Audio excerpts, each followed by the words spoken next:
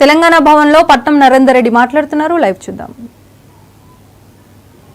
ఒక రాజకీయ కుట్రలో భాగంగానే ఈరోజు రేవంత్ రెడ్డి గారు నాపైన రైతులపైన కేసు పెట్టడం జరిగింది. అక్రమంగా జైలుకు పంపినాడు. న్యాయస్థానం ఉంది, ధర్మం గెలుస్తుంది. తప్పకుండా న్యాయస్థానంలో ఎప్పటికైనా ధర్మమే గెలుస్తుంది. ఎన్ని తప్పుడు కేసులు పెట్టినా భయపడేది లేదు. ఇట్లాంటి తప్పుడు కేసులు ఎన్ని పెట్టినా బెదిరేది లేదు. ఎన్నిసార్లు అయినా ప్రజల కోసం రైతుల కోసం జైలుకోవడానికి సిద్ధంగా ఉన్నాం. నీవు ఎన్ని తప్పుడు పెట్టినా ఎవరు కూడా భయపడం. ఇది ఒక కుట్ర, మీరు అందరు చూసినారు. నాకే అలా ప్రమేయం లేదు. ఆ సంఘటన జరిగినప్పుడు పత్రికా సోదరులు మీరు కూడా ఉన్నారు. ఇక్కడనే 11వ తారీఖు నాడు 12 గంటల నుంచి 1:30 వరకు నేను భవన్లో ఉన్నాను. ప్రెస్ మీడియాలో నేను, శ్రీనివాస్ గౌడ్ గారు, ఆల వెంకటేశ్వర రెడ్డి గారు, ఆ రోజు గత కన్నా ముందు 10వ తారీఖు నాడు ముఖ్యమంత్రి గారు అక్కడ మహబూబ్నగర్ పార్లమెంట్ పోయినప్పుడు అక్కడ ప్రసంగించిన దాని మీద కౌంటర్గా మేము అందరం ప్రెస్ పెట్టినాం. లక్ష్మణరెడ్డి అందరంలో స్వయంగా మీరే చూసినారు. నేను ఇక్కడ హైదరాబాద్లో ఉన్నాను. నాకు ఎలాంటి సంబంధం లేకుండా, నాకు ఆ కేసుతో దాడితో సంబంధం లేకుండా కావాలని కేసులో ఇరికిచ్చి రేపు కొడంగల్లో రాజకీయంగా అడగదొక్కాలనే ఉద్దేశంతో నన్నే తప్పుడు కేసులు ఇరికిచ్చినాడు.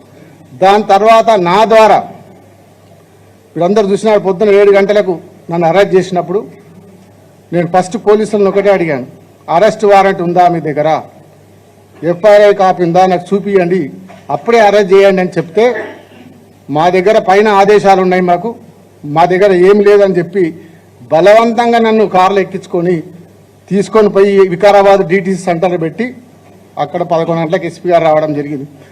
నేను ఎస్పీ గారిని కూడా ప్రశ్నించిన, సార్ నన్ను ఎందుకు అరెస్ట్ చేసిర్రు, మీ దగ్గర అరెస్ట్ వారెంట్ ఉందా, ఎఫ్ఐఆర్ ఉందా అంటే మాకు కూడా పైకి ఆదేశాలు ఉన్నాయి అందుకే చేసినాం అని చెప్పి సాయంత్రం వరకు 3 గంటల వరకు పరిగిలో కూర్చోబెట్టి 4 గంటల ప్రాంతంలో కొడంగల్ హాస్పిటల్ తీసుకుపోయి హెల్త్ చెకప్ చేసినారు. ఆ హెల్త్ చెకప్ టైంలో అన్ని పేపర్ల మీద నా దగ్గర సైన్ పెట్టించుకొని నాకు చదవడానికి కూడా అవకాశం ఇవ్వకుండా, మా అడ్వకేట్ చదువుకోవడానికి వీలు లేకుండా డైరెక్ట్గా జడ్జి గారి ముందర ప్రొడ్యూస్ చేసినారు. దాంట్లో తెల్లారి మార్నింగ్ మా మిస్సెస్ జైలుకి వచ్చినప్పుడు కేటీఆర్ గారి పేరు చెప్పినామంటే మా పేపర్లలో వస్తుందని చెప్పినారు. అప్పటి వరకు నాకు తెలియదు. కేటీఆర్ గారి పేరు రాసి రిమాండ్ రిపోర్ట్లో పెట్టి జడ్జికి సబ్మిట్ చేసినంటే ఎంత కుట్ర జరుగుతుందో ప్రభుత్వం పోలీసులు కలిసి, అంటే నేనే తప్పుడు కేసులు ఇరికిస్తే నా ద్వారా కేటీఆర్ గారిని కూడా ఇరికియాలనే ప్రాణతోని ఒక ప్రభుత్వ కుట్రతోని. ఎందుకంటే 6 గ్యారెంటీలు ఇచ్చిండు, ప్రజలకు హామీలు ఇచ్చిండు, అవి చేత కాదు. రేవంత్ రెడ్డికి మాటలు తప్ప చేతలు ఉండయి. కొడంగల్ ప్రజలకు తెలుసు, నాకు తెలుసు. 10 ఏళ్ల నుంచి చూస్తున్నాం. ఒట్టి మాటలే, చేతలు ఉన్నాయి. మళ్ళా ఆ చేతలలో అన్ని మాటలు ఇచ్చి చేతలు చెప్పిండు కాబట్టి, ప్రజలను మోసం చేసిండు కాబట్టి, ప్రజలను డైవర్ట్ చేయడానికినే ఒక్కొక్క కేసు పెడతా ఉంటాడు. ఈరోజు చూసినారు. నాకు ఇప్పుడే బెయిల్ వస్తుంది. ఒక పక్క మళ్ళా కేటీఆర్ గారి మీద కేసు పెట్టి అది డైవర్ట్ చేయాలి. మళ్ళీ ఇది ఒక 6 నెలలు గడపాలి. ఇట్లా గడుపుకుంటూ ప్రజలకు మోసం చేసుకుంటూ ఇచ్చిన గ్యారంటీ ఒక్కటి కూడా అమలు చేయకుండా ముఖ్యమంత్రి ప్రజలను మోసం చేస్తూ ఉన్నాడు, రైతులను మోసం చేస్తూ ఉన్నాడు. నేను ముఖ్యమంత్రి ఛాలెంజ్ చేసి చెప్తున్నా, సొంత నియోజకవర్గం, నేను కూడా ఎమ్మెల్యే ఉన్నా, నువ్వు కూడా ఇప్పుడు ప్రజెంట్ ఎమ్మెల్యే ఉన్నావు. కొడంగల్ నియోజకవర్గంలో ఒక పెద్ద గ్రామం తీసుకుందాం. రుద్వారము, అంగడ్రాయచూరు, దొరేపల్లి, భూనీడు ఉన్నది. ఆ గ్రామంలో గ్రామసభ పెడదాం. నేను పక్క కూర్చుంటా. గ్రామసభ పెట్టు. నీవు ఇచ్చిన పథకాలు ఏవేవి ఎవరెవరికి వచ్చినాయో నువ్వే గ్రామసభలు అడిగి తెలుసుకో. ఎంతమందికి రుణమాఫీ అయింది, ఎంతమందికి 500 గ్యాస్ సిలిండర్ వచ్చింది, ఎంతమందికి మీకు 200 ఫ్రీ కరెంట్ వచ్చిందో గ్రామసభ పెట్టి తెలుసుకుందాం. అప్పుడు నువ్వు 100% కాదు, 50% గిట్ట నీ హామీలు అమలైతే బ్రహ్మాండంగా విజయోత్సవాలు చేసుకో. మేము కూడా మీ విజయోత్సవాలు పాల్గొంటాం. 50% అమలైతే. ఛాలెంజ్ చేస్తున్నారు రేవంత్ రెడ్డి. దీనికి ఛాలెంజ్ సవాల్ తీసుకో. కొడంగల్ గ్రామసభ పెట్టి ఎప్పుడు పెడతావు చెప్పు, నేను వస్తా. ఏ గ్రామంలో పెడతావు? మీ సొంత కాన్స్టిట్యూన్సీలో పెడదాం. అక్రమంగా రేవంత్ రెడ్డి సోదరుడు తిరుపతి రెడ్డి కాంగ్రెస్ గుండాలతోని అధికారులపై దాడి చేపించిండు.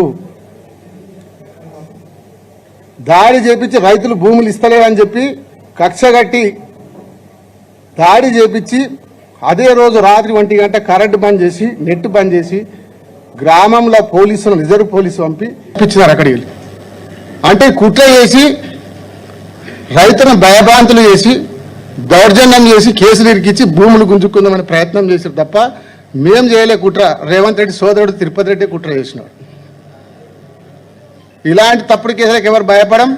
ఎన్ని కేసులు పెట్టినా జైలు అధికారులకు చెప్పినా సార్ ఈ రేవంత్ రెడ్డి ముఖ్యమంత్రి ఉన్న రోజులు ఇంక ఎన్నిసార్లు వచ్చేది మాకు తెలియదు, మేము మళ్ళీ ఎప్పుడు వచ్చేది చెప్పము అని రైతు జైలు అధికారులకు కూడా చెప్పొచ్చు వచ్చేటప్పుడు. కాబట్టి ఎన్ని కేసులు పెట్టినా భయపడం. కొడంగల్ నుంచే రేవంత్ రెడ్డి పతనం స్టార్ట్ చేస్తా. కాబట్టి కేసులకు ముందు తప్పుడు కేసులు బాన్ చేసి ప్రజల మీద దృష్టి పెట్టండి, ప్రజలకు ఇచ్చిన హామీల మీద దృష్టి పెట్టండి, 6 గ్యారెంటీలు అమలు చేసి చూపియండి. నీ ముఖ్యమంత్రి చేతనైతే నీకు ఆ పని చేయండి. కానీ ప్రతిపక్ష నాయకుల మీద కేసులు పెట్టడం, కార్యకర్తల మీద కేసులు పెట్టడం, సోషల్ మీడియా మీద కేసు పెట్టడం, ఇదే పని తప్ప వేరే పని లేదు నీకు. ఇప్పటికైనా బుద్ధి తెచ్చుకొని ప్రజల పాలన మీద దృష్టి పెట్టాలని తెలియజేసుకుంటున్నాను.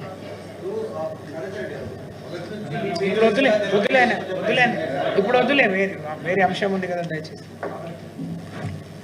నరేంద్ర ఎక్కడ ఓడు, మీరు ఎప్పుడు పిలిస్తే అప్పుడు వస్తాడు, మళ్ళీ డీటెయిల్డ్గా అన్ని విషయాలు చెప్తాడు, వీడియో కూడా చూపెడతాడు. ఇక ఇప్పుడు ప్రస్తుతం వార్తల్లో ఏదైతే ఉన్నదో అంశం దానికి వద్దాం. అసలు ఏంది ఈ కేసు, ఏంది జరుగుతున్నది, ఏంది? ఇవాళ ఆ ఫోన్లు బంద్ చేయరాదు పోయి కొద్దిసేపు ఊకెళ్ళలేంది, కొద్దిగా సైలెంట్ అన్న పెట్టుకోండి. అంతగానో ఇంపార్టెంట్ ఫోన్లు ఉంటే బయటకన్నా పోండి. దయచేసి మిత్రులు నేను కోరేది ఏమంటే, మేము గత 2 రోజులుగా నిన్న ఈరోజు గౌరవ స్పీకర్ గారిని కోరినాం. సెషన్ నడుస్తోంది కాబట్టి ఏదో కుంభకోణము లంబకోణము అని గవర్నమెంటు క్యాబినెట్లో ఏదో గంటన్నర సేపు తర్కం చేసింది, చర్చించింది, పరిశోధించింది, సాధించింది, ఏదో కనిపెట్టినరు అని చెప్పి లీక్లు ఇస్తూ ఉన్నారు.